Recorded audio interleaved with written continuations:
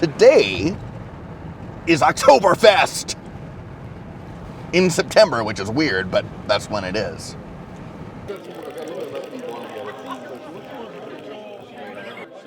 Thank you. Prost. Cheers.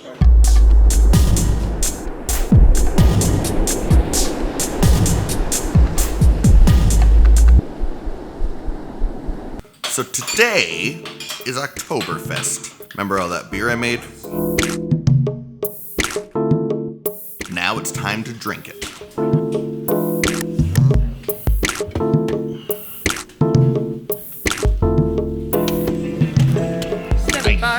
$7 each? $7 total. Thank you, Michelle.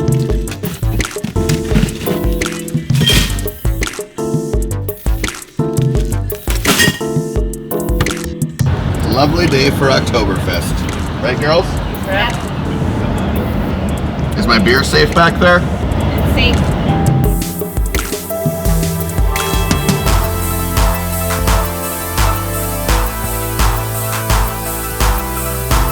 Okay, so we've made it to the Oktoberfest event, which is down there somewhere. Now, I made a beer for this, and everyone's sampling it so far. Been very good. Very good reviews. Let's go see what's going on over at the Oktoberfest. Here's my stein. And it's empty, so I gotta fill it up. Having fun, Rebecca? Oh, blast. Okay. Cheers. Cheers. And then the people.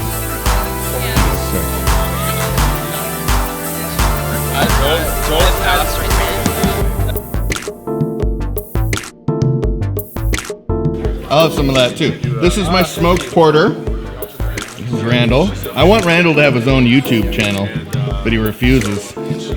Yeah, whatever. It would be the greatest. Cheers. Mmm, smoky.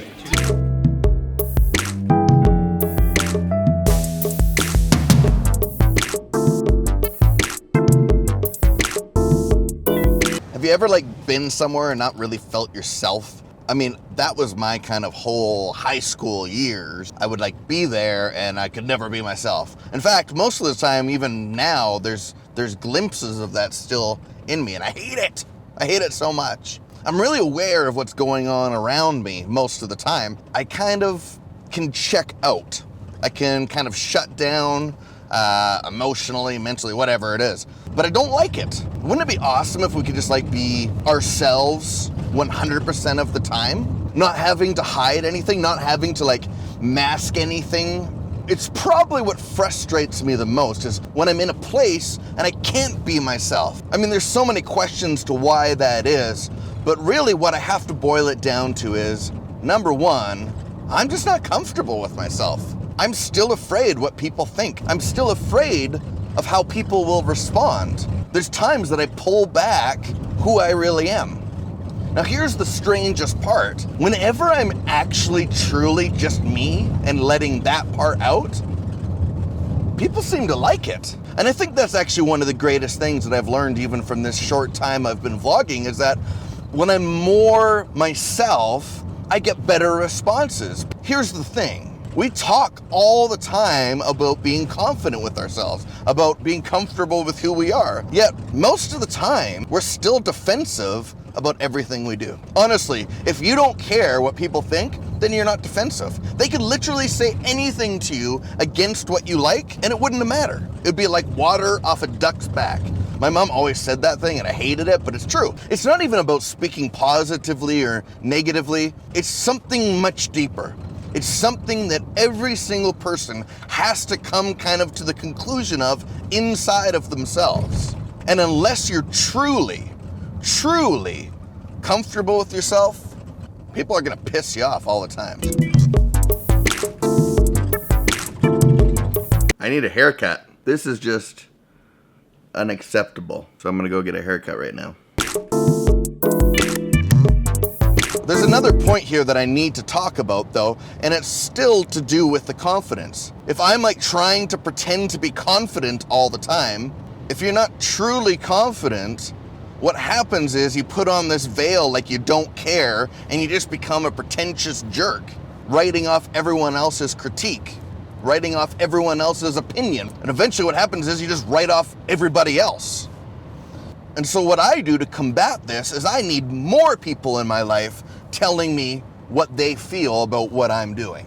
Now, I don't necessarily just put in action every single thing they tell me, but I do listen to it. I listen to it, I evaluate it. I really, really ask myself the hard questions. Am I just being defensive right now? Or is this something true that they're saying to me? Steph, Hi. I need a haircut. I'm sick today. Oh, really? I won't breathe on you, I promise. All right, haircut time.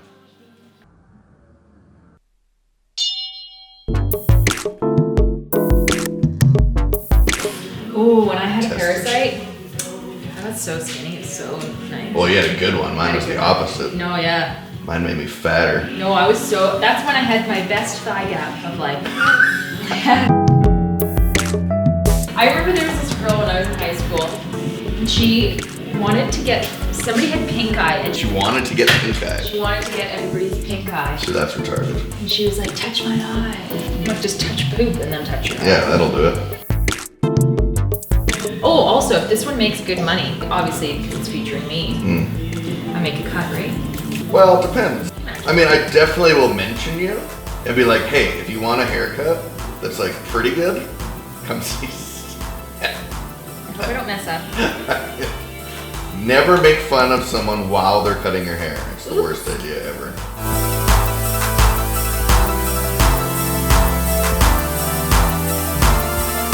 Thanks, Steph.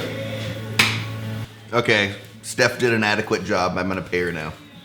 Well, got my hair cut, as you can see. Now, I'm gonna tape my camera to the dashboard again, because I think it works great. Oops. Didn't think that would happen. Steph is pretty cool. I've been getting my hair cut by her for some time. I didn't even know how long, like 5 years maybe? I don't know. This is Steph's site. You know, I've got flack for doing things like this. I've got flack for a long time because not everyone is happy with what you do. You can't always please everybody. It just doesn't work. But this leads me to the bigger issue at hand still. What is it in us as people that causes us to be so defensive when someone doesn't agree? What is that thing in there? I mean, I know that everybody's felt this at least once or twice. Come on, level with me here. What is it in you that like barfs all over everything when someone confronts you? What is that? I don't think that's how we're meant to live. I don't think that's how we're meant to function. And yeah, there's things that you can get upset about and like, you know, stand up for, and things about justice and things like that, fine. But there's a personal level that I'm talking about here that I really want to get to the bottom of in my heart. Why would I bother? Why would I do this stuff? Why would I try to get to that place? Because to be fully successful, you have to be fully committed. You have to be fully unveiled. You have to be fully all in. And that's what I want to be. I don't want to do this partial. And if I'm going to do it partially and try for a full result, well, anytime something confronts me, it's going to shut me down because I haven't got to the full bottom of my heart.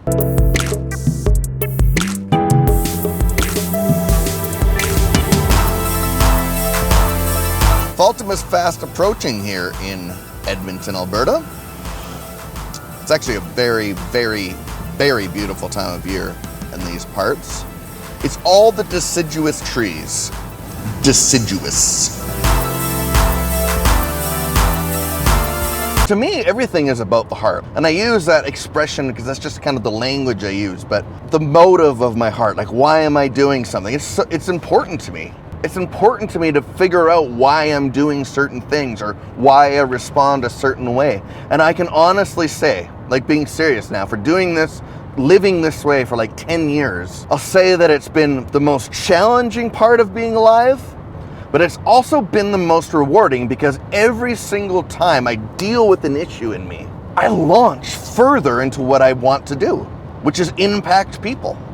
If I can't be impacted myself, how am I ever supposed to impact anybody else? If I don't let this kind of stuff hit me first, how am I ever supposed to show or talk about or tell or teach anybody else? And what I see all over the internet now is just people trying to spout off information with no experience, with no life lesson behind it. Why should I listen to this kid?